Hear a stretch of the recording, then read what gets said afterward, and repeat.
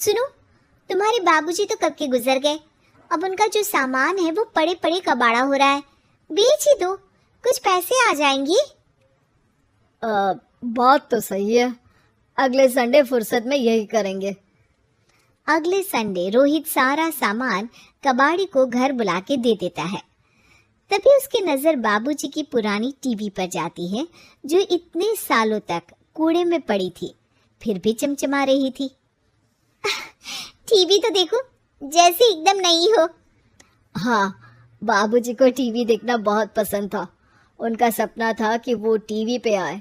एक बार मौका भी था जब वो अपने गांव के गाने सुनाने किसी चैनल पर जाने वाले थे, पर मैं और मेरा भाई लड़ पड़े और बाबूजी को घर पर ही रुकना पड़ा। चला के देखें क्या?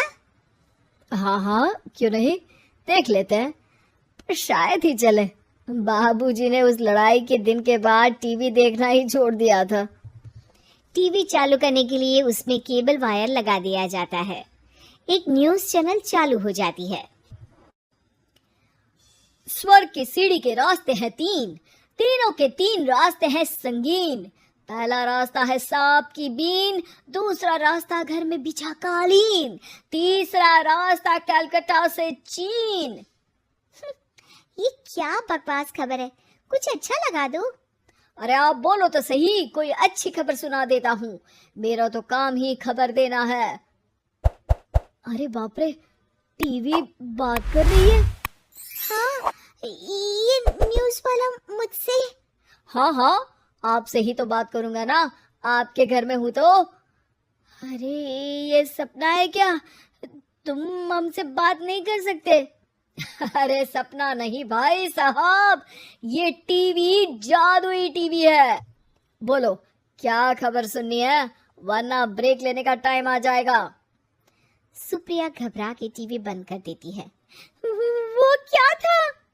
अरे एक बार और चालू करके देखे, फिर से बात करेगा तो चैनल बदल देंगे।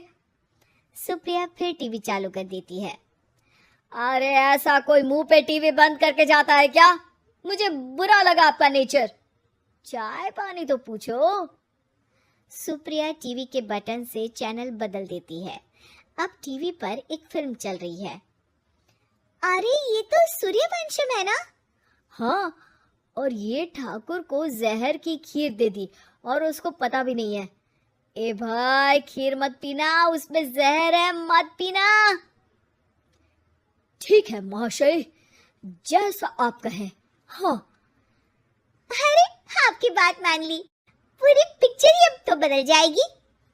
मतलब ये सच में जादुई टीवी है? तभी वहां कबाड़ी आ जाता है। भैया, टीवी के 150 रुपए दूंगा, चलेगा? अरे 1.5 करोड़ में भी ना दे तुमको ये टीवी हम। अरे 1.5 करोड़ खरीदने को होते तो तुम्हारे घर में ये पानी चाय नहीं पीता, अंबानी या टाटा के घर बैठा कोल्ड कॉफी पीता। रोहित कबाड़ी का हिसाब करके उसे वहां से चलता करता है और अपने भाई शशिकांत को फोन लगा के बुलाता है। शशि थोड़ी ही देर में वहां पहुंच जाता है। क्या हो गया भैया? अरे बाबूजी का टीवी याद है? हाँ हाँ, जिसमें घुसे रहते थे हमेशा वो, और अपने को कुछ नहीं देखने देते थे। अरे वो अब जादुई टीवी बन गया है। भैया, आपकी बकवास करने की आदत अब तक नहीं गई। अरे आपके घर में बच्चे हैं, अब तो बड़ों जैसी बात करो। रोहित जाके टीवी चालू कर देता है। टीवी पर एक जादू का शो हो रहा है जिसमें एक जादूगर है। अब मैं अपनी टोपी में से कबूतर निकालूंगा। श्रिंग ब्रिंग शरिंग बम फपा फुफी फुफाओ। टीवी से कबूतर निकलता है और शशिकांत के सर पर आकर बैठ जाता है। भैया, ये क्या हो रहा है? भैया इसे उड़ाओ। ए कबूतर, जा जा, कबूतर चल निकल। अब मैं टोपी में से सांप सुनते ही शशिकांत कांप जाता है और भाग के टीवी बंद कर देता है। भैया, सॉरी भैया, मैं समझ गया ये सच में जादुई टीवी है, पर एक बार और ट्राई करते हैं। पर भाभी, कोई दूसरा चैनल लगाओ जिसमें डर ना लगे। सुप्रिया टीवी चला देती है और न्यूज़ लगा देती है। अरे कितने दिनों बाद मुझे याद आया, बताइए क्या खबर सुनाओ। और ये नया आदमी कौन है? ये मेरा भाई है शशिकांत। ओह यस, वही है ना जिससे तुम लड़ लिए थे किसी बात पे और तुम्हारे बुढ़ाओ पिताजी गुस्सा हो गए थे और टीवी को संन्यास दे दिया था। हैं? तुमको कैसे पता ये सब? इस टीवी में रहने वाले आदमी से लेकर कबूतर तक को तुम्हारे बाबूजी और तुम्हारी बातें पता है, इसलिए तो ये जादुई टीवी है। ये टीवी क्या कर सकती है वैसे? तुम जो मांगो दे सकती है, कहानी बदल सकते हो, खबर बदल सकते हो, कोई चीज मांग सकते हो। अरे भैया, ये टीवी मैं लेके जा रहा हूँ। बाबूजी का लाडला तो मैं ही था ना। अरे ऐसे कैसे? मैं बड़ा बेटा था। अब तक मेरे घर में टीवी थी ना। अब तक कहाँ गए थे पिताजी के लाडले? तुम्हारी गलती का एहसास भी है। अरे भैया ज्यादा ना बोलो वरना भूल गए आपके दांत तोड़ दिए थे मैंने उस लड़ाई में। मेरी बीवी के सामने मेरी बेइज्जती करता है। रुक। दोनों भाई हाथापाई पे उतर जाते हैं। रुक, बताता हूँ तुझे कि कौन बड़ा है। अरे छोटे का दम तो देख लीजिए आप।